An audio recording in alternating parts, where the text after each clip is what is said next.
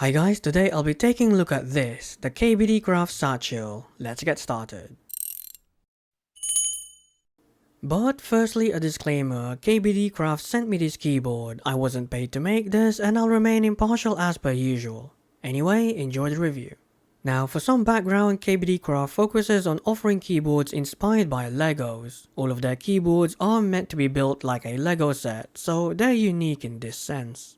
The Sachiel is the latest keyboard they have on offer, which have some rather interesting features. Now the Sachiel is also one of their more traditional keyboards. As you can see, it resembles a TKL layout. Pricing wise, the Sachiel is about £88, which compete with a lot of other TKL keyboards out there. Sadly, you can't time travel with it, it's a shame really. Now that you know all that, let's move on to the keyboard characteristics.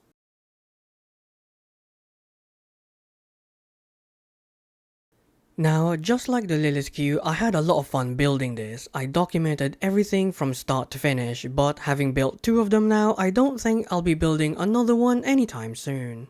Now, since this is still Lego inspired, the whole casing is made of plastic, and yes, they are compatible with official Lego parts if you wish to mix and match. Moving on, the keycaps use the same KOP profile, and yes, they're still 1.4mm thick and are double shot PBT. Now, the keycaps for the arrow keys are known as DSS125. They're 25% larger than the usual 1.25 units, and they come in black, red, and white. Now, the plate is made of POM, which have small forked curves along the edges that make contact with the gaskets. Thankfully, there were no defects with this one. For the cable, it's now a USB-C to USB-C, but it's still unbraided in bright yellow. However, the four knobs aren't built very well, they feel cheap, wobbly, and don't consistently click, which is disappointing given that's its standout feature.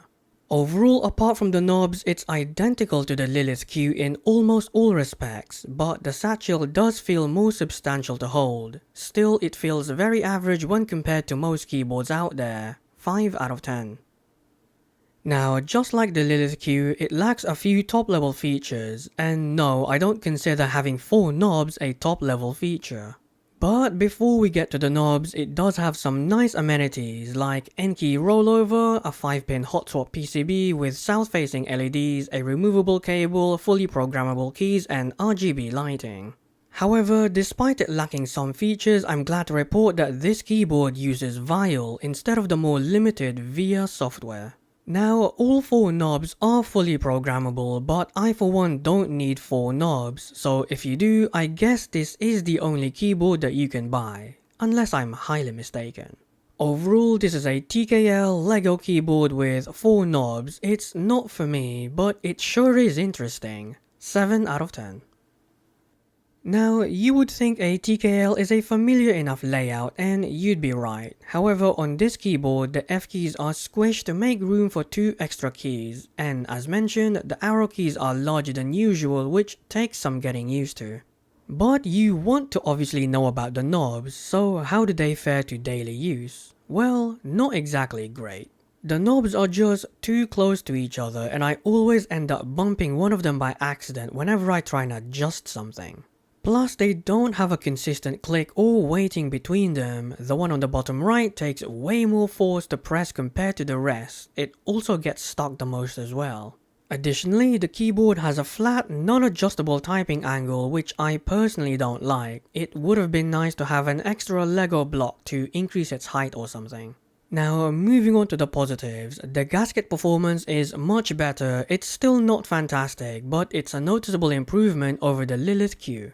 And once again, the keyboard is programmable with Vial, which I'm convinced should be the default for most custom keyboards out there. Overall, it's missing a few crucial features to be a great daily driver, but it's a solid choice if you can make use of its niche features to their fullest extent. 7 out of 10.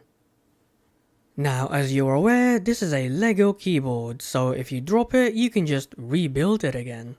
However, mechanically speaking, it's essentially the same as the Lilith Q. There aren't that many differences between the two really. For instance, the Sachiel also comes with double shot PBT keycaps and a removable cable, which is good for longevity. And yes, I'm gonna bang on about the hot swap sockets and the RGB LEDs wearing out over time, because it's true, and even more so since there isn't a drop-in PCB replacement for this keyboard, unlike with the Lilith Q. Overall, apart from the knobs, I don't see any major potential issues, but I do hope they offer a compatible PCB down the line. 7 out of 10. Now, the Sachiel is roughly £20 more than the Lilith Q, which in my opinion isn't that great of a value proposition, especially if all you're getting is an extra 4 knobs. This keyboard faces tough competition from the likes of Keychron, Acco and other legacy brands, and that's because the Sachiel is competing with a familiar TKL layout which many brands also offer. As an example, the Keychron V3 QMK or the K8 Wireless is about the same price as the Sachiel, but of course those follow a more traditional layout and none of them come with 4 knobs, so I guess it depends on what you value. Overall, this is a really super niche keyboard and there aren't many like it, but I think it's slightly overpriced at £88, 4 out of 10. In conclusion, it's an overpriced LEGO TKL keyboard with 4 knobs. Well, at least it's different and unique, I suppose. The final score for this keyboard is 29 out of 50 or 58%, ranking it below average overall. And that's it. Next time I'll be showing you some new switches. Until then, take care and goodbye.